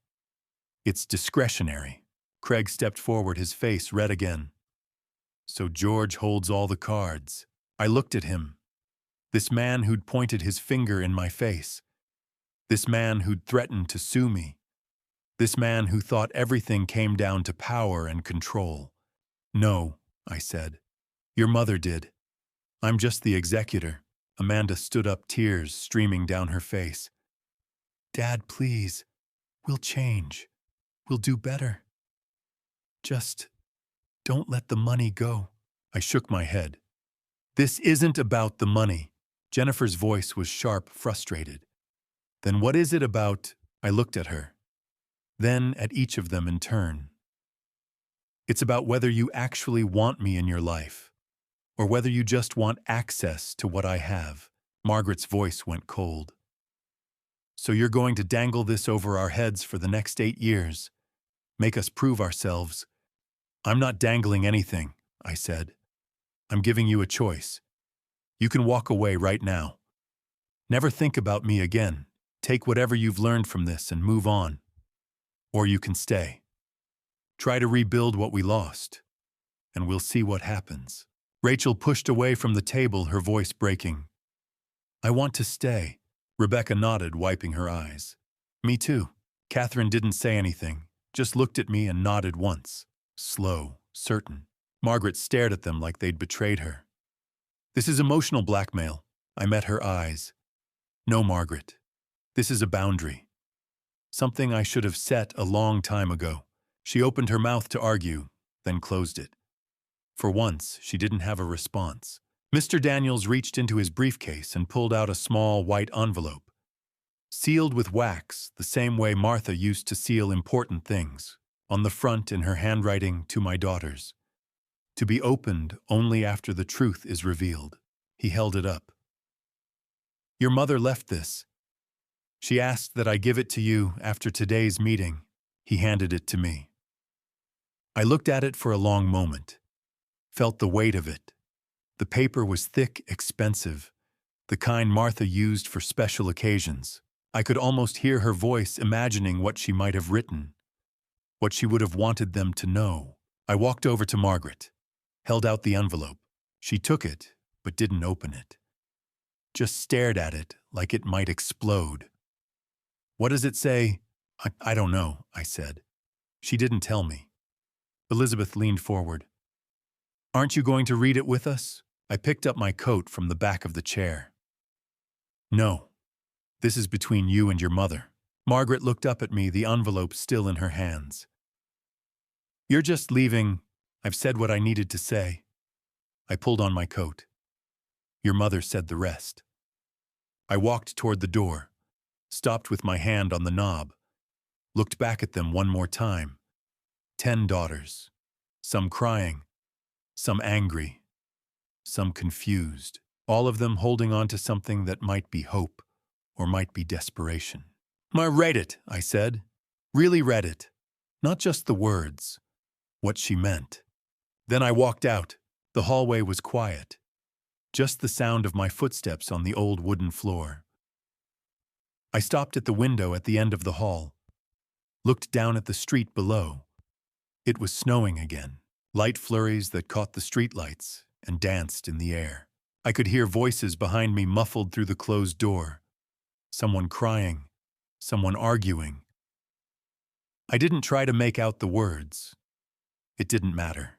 Whatever they decided, whatever they did next, it was out of my hands now. I didn't need to read the letter.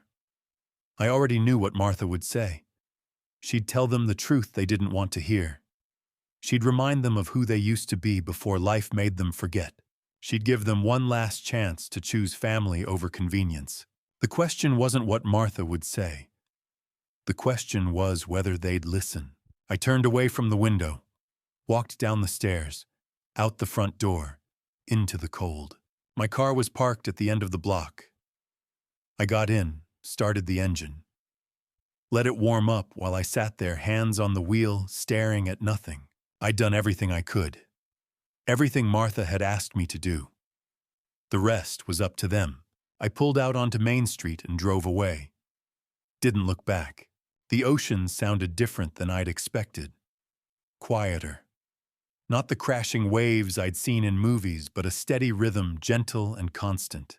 I sat on the porch of the small cottage I'd rented, a cup of coffee cooling in my hands, and listened to it. Just listened. Coast View was nothing like Pinewood Heights. Smaller. Quieter. The kind of place where people didn't ask too many questions. Population 3,500, give or take. The cottage was one bedroom, barely 800 square feet, with windows that faced the water and a porch that creaked when you walked on it. $850 a month. 5-minute walk to the beach. I'd been here 3 weeks. 3 weeks of silence that felt nothing like loneliness. Just peace. The knock came just after 9 in the morning. I wasn't expecting anyone. Didn't know anyone here to expect. I set down my coffee and walked to the door. The man standing there was tall, broad-shouldered, with white hair and a trimmed beard. He wore jeans and a black hoodie with faded yellow letters across the chest. Pinewood Heights Fire Department. Retired. George Hutchison. I nodded. That's me. He smiled.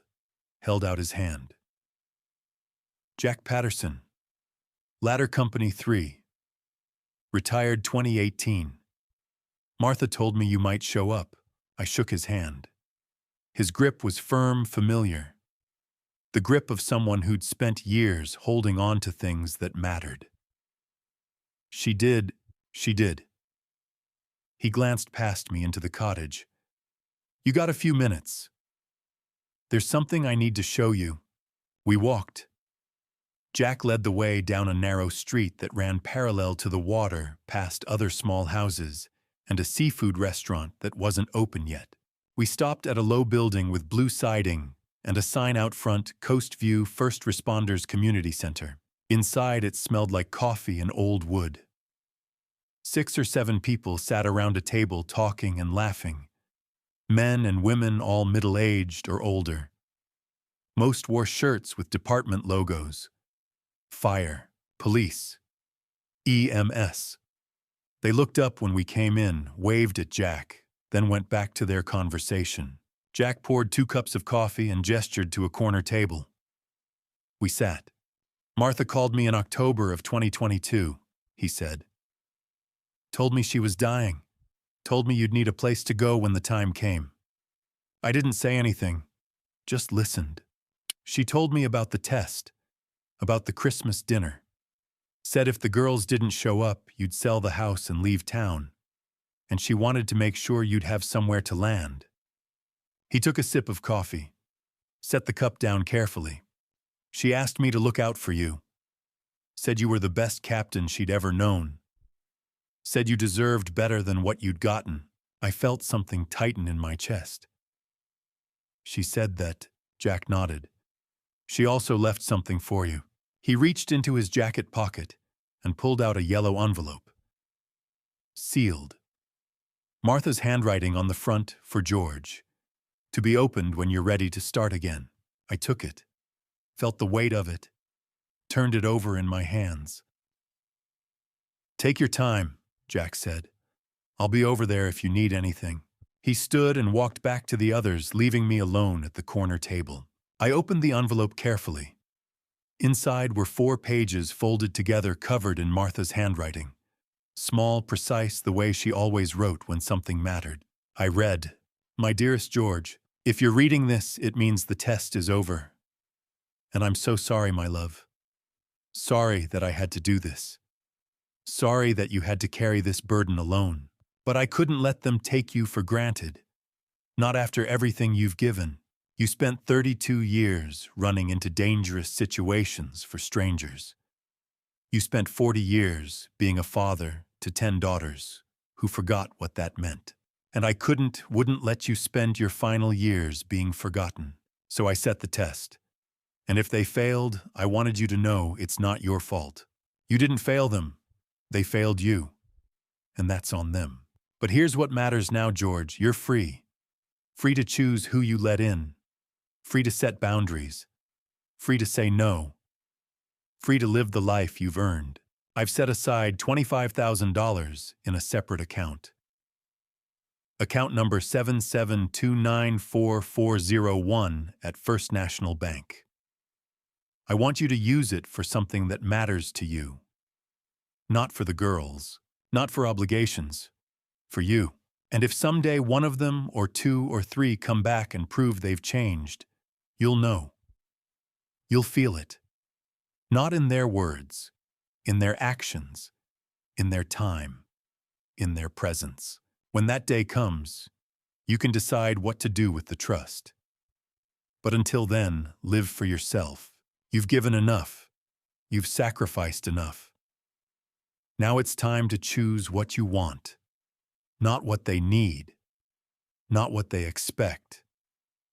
What you want. One more thing, my love. Do you remember Maria Thompson? The nurse who took care of me those last 3 months. She has a son, Sam, 8 years old. Bright kid. Kind. Never complained, even when his mother had to bring him along on late shifts, because she couldn't afford a sitter. I left a small fund for his education. Not much, but enough to give him a start. If you feel moved to add to it, I won't stop you. That boy deserves a chance. I love you. I've always loved you. And I'm so proud of the man you are. Live well, my love. You've earned it. Always, Martha. I read it twice, then folded it carefully and put it back in the envelope. Jack came back over after a while, sat down across from me, didn't ask questions, just waited. She left me $25,000, I said, finally. And she mentioned Maria Thompson's son. Jack nodded slowly. Sam. Good kid. Maria's raising him on her own. Works 2 jobs, hospice nurse and weekend shifts at the clinic. Martha left money for his education. I know, she told me. Jack leaned back in his chair. What are you thinking? I thought about that. About what mattered. About what Martha would have wanted. About Sam sitting quietly in our hallway, while his mother changed Martha's IV, never asking for anything, just doing his homework and waiting. I want to add $25,000 of my own, I said. From the house sale. Make it 50 total. Set it up in a trust he can access when he turns 18. Jack smiled. Martha would have been proud of you. I hope so. We sat in silence for a while. Then Jack stood, clapped me on the shoulder. Come on. Let me show you the rest of the town. There's a lighthouse down by the point. Best view in Coast View. We walked down to the water. The lighthouse stood at the end of a rocky point, white and red, weathered by decades of salt and wind. We climbed the path to the base and stood there looking out at the ocean. The water stretched out forever, gray and blue and endless. The lighthouse beam would sweep across it tonight, I knew, guiding people home, keeping them safe. I thought about Martha, about the test, about the daughters who'd failed it and the ones who might still come back, about the house that wasn't mine anymore and the life I was building here. Free. That's what Martha had said. You're free. And standing there looking out at the ocean, I believed it. The cottage mailbox held a cream envelope with Rebecca's handwriting.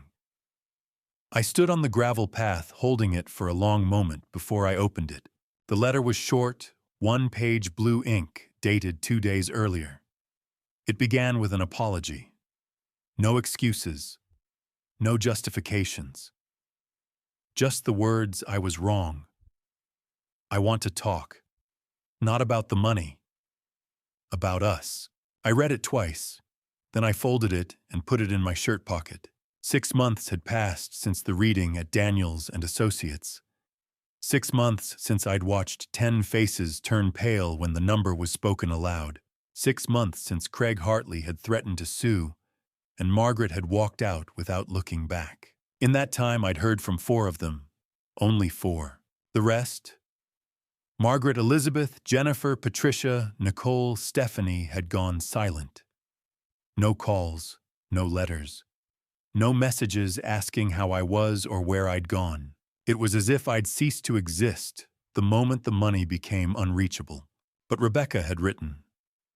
And 2 days later, she sat across from me at Seaview Cafe on a Sunday afternoon at 2 o'clock. The cafe was small, 6 tables wide windows facing the harbor. She arrived 10 minutes early. I watched her through the glass, her hands in her coat pockets, her breath visible in the cool June air. When she saw me, she didn't smile. She just nodded. We sat, ordered coffee. Neither of us touched it for the first 5 minutes. "I don't know how to start," she said finally. "And then don't," I replied. "Just sit." She looked at me. Her eyes were red. Not from crying, just tired. "I'm sorry, Dad." I didn't answer right away. I let the silence sit between us the way I used to let smoke settle before opening a door. You don't rush into a room when you don't know what's on the other side. "I know you are," I said. "I should have come that night." Yes, I knew what Mom wanted. I knew it mattered. And I still didn't show up. I nodded. "You didn't." She looked down at her hands. I was scared. Scared that if I came alone, it would make things worse with the others. Margaret kept saying it was manipulative, that Mom was testing us, that you were using her memory to control us. And you believed her. I didn't know what to believe. Her voice broke. I didn't want to choose. I took a breath. Let it out slow. "Rebecca, you made a choice. You chose not to come. That was a choice." She nodded, tears sliding down her cheeks. "I know." We sat there for 2 hours. We talked about her job, her apartment, the weather, small things, safe things. She didn't ask about the money. She didn't ask where I was living or how much the house had sold for. She just asked if she could come back next month. I said yes. 2 weeks later, Rachel showed up unannounced. She'd driven 4 hours from Pinewood Heights with a cardboard box in her passenger seat. Inside was a photo album, Martha's old one, the kind with plastic sleeves and handwritten captions. Rachel sat on my front step and cried before she even said hello. "I lied to you," she said. "I wasn't stuck at work. I was at a bar with friends. I didn't want to cancel." I crouched down beside her. My knees complained. "I know. I'm so sorry." "I know that too." We went inside. She stayed for 3 hours. We flipped through the album pictures of birthdays, holidays, graduations. Pictures of Martha holding each of the girls when they were small. Rachel kept crying. I didn't. I'd done that part already. When she left, she hugged me at the door. I didn't hug back right away. But I didn't pull away either. 3 weeks later, Catherine came. She didn't call ahead. She just showed up on a Saturday morning and asked if I wanted to walk. We walked along the beach boardwalk for 20 minutes without saying a word. Then she stopped, turned to face the water, and spoke quietly. "I was afraid you'd never forgive me." "I haven't decided yet," I said. She nodded. "That's fair, but I'm willing to try." She looked at me then, and for the first time in years, I saw something other than expectation in her eyes. I saw relief. A month later, Amanda arrived with her 5-year-old son. I hadn't seen him since he was 2. She stood at my door holding his hand and said, "I want him to know his grandfather. The real one, not the one I talked about when I needed something." The boy looked up at me with wide eyes. I knelt down, held out my hand. "Hi, buddy. I'm George." He shook my hand solemnly. Then he grinned. "Grandpa George." I nodded. "Yeah, Grandpa George." Amanda's voice was quiet. "I don't want the money, Dad. I just want this." I stood up, looked at her. "Then come back next week. Bring him again." She did. 4 daughters, 4 letters, 4 visits, 4 attempts to rebuild something that had been broken for a long time. The other six, Margaret, Elizabeth, Jennifer, Patricia, Nicole, Stephanie, never called, never wrote, never showed up at my door asking how I was or whether I was okay.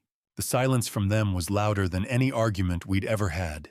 I used to wonder if I'd done the right thing, if freezing the account, selling the house, and forcing Martha's will had been too harsh. But every time Rebecca showed up for coffee, every time Rachel sent a postcard, every time Catherine texted to ask if I'd eaten, I knew the answer. Some bridges once broken can't be rebuilt, and some people only come back when there's nothing left to take. I'd spent 40 years being a father to 10 daughters. Now I was learning to be a father to 4. It wasn't what I'd hoped for, but it was real. And in a strange way, it was enough. I sat on the porch that evening watching the sun drop below the horizon. The air smelled like salt and pine. Somewhere in the distance, a gull cried. The ocean rolled in steady and patient. I thought about Margaret's face in that conference room. I thought about Craig's fists on the table. I thought about the other 5 who had stood silent, waiting to see which side would win. And I thought about the 4 who had come back, not for money, not for inheritance, not because they had to, just because they wanted to. That was the difference Martha had been trying to teach them. That was the lesson I'd been too tired to see until she was gone. The sun disappeared. The sky turned purple, then gray. I stayed on the porch until the stars came out. Somewhere 6 daughters were living their lives without me, and 4 were learning to live with me. I didn't know which was harder, but I knew which one mattered. I set 5 plates on the table. Last year I'd set 10. The house had been silent. The chairs had stayed empty. The turkey had gone cold while I sat alone waiting for daughters who never came. This year the table was smaller. The cottage dining area barely fit 6 chairs. The turkey weighed 8 pounds instead of 20. The mashed potatoes filled 1 bowl, but the plates weren't empty. It was Christmas Eve again. 24 December 2025. Exactly 1 year since the test. 1 year since I'd learned which of my daughters wanted a father and which had only wanted a trust fund. I smoothed the tablecloth and checked the time. 5:50. They'd be here soon. The door opened at 6. Rebecca came first, carrying an apple pie wrapped in foil. She set it on the counter, pulled off her coat, and hugged me without saying a word. When she stepped back, her eyes were damp. "A Merry Christmas, Dad. Merry Christmas, Beck." Rachel arrived 5 minutes later with a bottle of red wine. I remembered Pinot Noir, Mom's favorite. I nodded. She'd have liked that. Catherine came next, holding a small bouquet of white carnations. She handed them to me, then walked straight to the sink to find a vase. She didn't say much. She never did. But she was there. Amanda was the last to arrive.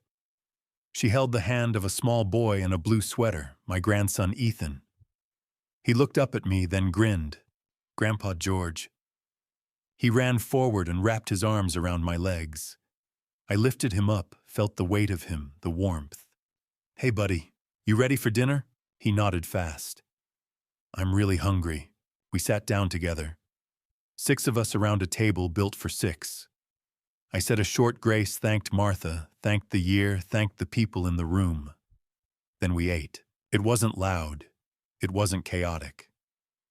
It was quiet in the way that comfort is quiet. Ethan told a story about a snowman. Rachel talked about her new job. Catherine mentioned a book she'd been reading. Amanda asked if I wanted to come visit in February. I said maybe. Halfway through the meal, Rebecca set down her fork. "Dad, can I ask you something?" "Go ahead." "Are you going to petition the court for the trust?" The table went still. Rachel looked at me. Catherine stopped chewing. I took a breath, set down my own fork. "No." Rebecca blinked. "No." "No." Rachel leaned forward. "You're not going to try to redistribute it?" "No." Catherine's voice was soft. "Why not?" I looked at each of them. "Because the trust was your mother's way of testing you. You failed that test. All 10 of you. But you four passed a different one, the one where you had to choose between money and me. You chose me, and that's worth more than any amount of money. Amanda's eyes filled. Dad, I held up a hand. Let me finish. They waited. The $1 million stays with the Pinewood Heights Community Foundation. They'll use it the way your mother wanted for people who need it. I've already set aside $50,000 from the house sale for Sam Thompson's education. Another $100,000 went to the Martha Hutchison home. The rest I'm keeping for myself. Rebecca wiped her eyes. We're not asking for anything. I know you're not. That's why I'm telling you. Rachel's voice cracked. What about the others? Margaret, Elizabeth, Jennifer, Patricia, Nicole, Stephanie. I shook my head. They made their choice. They haven't called. They haven't written. They're not coming back. And I've made peace with that. Catherine looked down at her hands. Do you think they ever will? I don't know. Maybe, maybe not. I picked up my glass of water, took a sip. But I'm not waiting anymore. I spent 3 years waiting. Your mother spent her last months designing a test to wake you all up. I enforced it. And now it's done. You four came back. That's enough. After dinner, we moved to the porch. The evening was cool, the sky streaked with orange and purple. Ethan ran down to the sand, chasing seagulls. The four of them sat on the steps, talking quietly. I stood by the railing watching. Rebecca came up beside me. Thank you, Dad. For what? For not giving up on us. I looked at her. I didn't give up. I just stopped pretending. She nodded, wiped her eyes again. I'm glad you did. Rachel joined us. Are we going to do this again next year? If you want to. I do. Catherine and Amanda came over. We stood together in a loose circle watching Ethan kick sand into the air. 6 of them never came back, I said quietly. And I've made peace with that. Rebecca's voice was soft. Do you miss them? Every day. I paused. But missing someone doesn't mean you let them hurt you. Your mother used to tell me you don't lose family by setting boundaries. You lose yourself by never having any. She was right. I looked at the 4 of them. These daughters who had driven hours written letters shown up when it was hard and uncertain. I set boundaries. I lost 6 daughters, but I found 4, and I found myself. That's enough. Amanda's voice trembled. Is it, though? I turned to her. Yeah, it is. We stood there a while longer. Ethan ran back up the porch steps, breathless and grinning. Grandpa, can we come back next weekend? Amanda laughed, embarrassed. Ethan, we just got here. Yes, I said. She looked at me surprised. Yes, come back next weekend, or the one after, whenever you want. Ethan cheered. The 4 of them smiled. And for the first time in years, I felt something I hadn't felt since Martha died. Not happiness, not closure, just peace. They left an hour later. One by one, they hugged me at the door. Rebecca held on the longest. Rachel whispered, "Love you, Dad." Catherine squeezed my shoulder. Amanda lifted Ethan so he could kiss my cheek. Then they were gone. I stood on the porch, watching their taillights disappear. The ocean murmured in the dark. The stars came out cold and clear. Inside 5 plates sat in the drying rack. I thought about the 6 who hadn't come. I thought about Margaret's anger, Elizabeth's silence, Jennifer's excuses. I thought about the empty chairs that would stay empty. And I realized I didn't need them to come back for me to move forward. Boundaries weren't walls. They were lines drawn in honesty, held in place by respect. They hurt. They cost. But they were the only way forward. Tonight, 5 plates had been used. 5 voices had filled the room. And 1 small boy had called me Grandpa. That was enough. The ocean kept rolling. The stars kept shining. And I kept breathing. If you've stayed with me this far, I need to tell you something. I'm George Hutchison, 61 years old, retired firefighter. And this family story isn't just mine, it might be yours too. For 32 years, I gave my daughters everything: money, time, forgiveness they never earned. I thought I was being a good father, but what I was really doing was losing myself. My wife Martha saw it before I did. And when God took her home, she left me a test, not for revenge, but for respect. This dad revenge wasn't about anger. It was about boundaries. It was about saying, I matter too. Some people call it harsh. I call it survival. Because here's what I learned. If you don't stand up for yourself, no one else will. So don't be like me. Don't wait until you're 60 to realize your worth. Don't let anyone, even family, treat you like an ATM with a heartbeat. This dad revenge taught me that love without respect is just exploitation. And boundaries aren't walls, they're the only foundation relationships can stand on. Every family story has a cost. Mine cost me 6 daughters, but it gave me 4 who chose to come back not for money, but for me. And that dad revenge, some people judged it wasn't revenge at all. It was freedom. I lost 6. I found 4. And I found myself. If this family story made you think, made you feel something, or reminded you of your own life, leave a comment below. Share this with someone who needs to hear it. Subscribe so you don't miss what comes next. Thank you for listening until the end. One last thing, the stories here blend experiences with fictionalized elements for educational purposes. If this content doesn't resonate with you, feel free to explore other videos that suit your journey better, because we all get to choose what we listen to and who we become.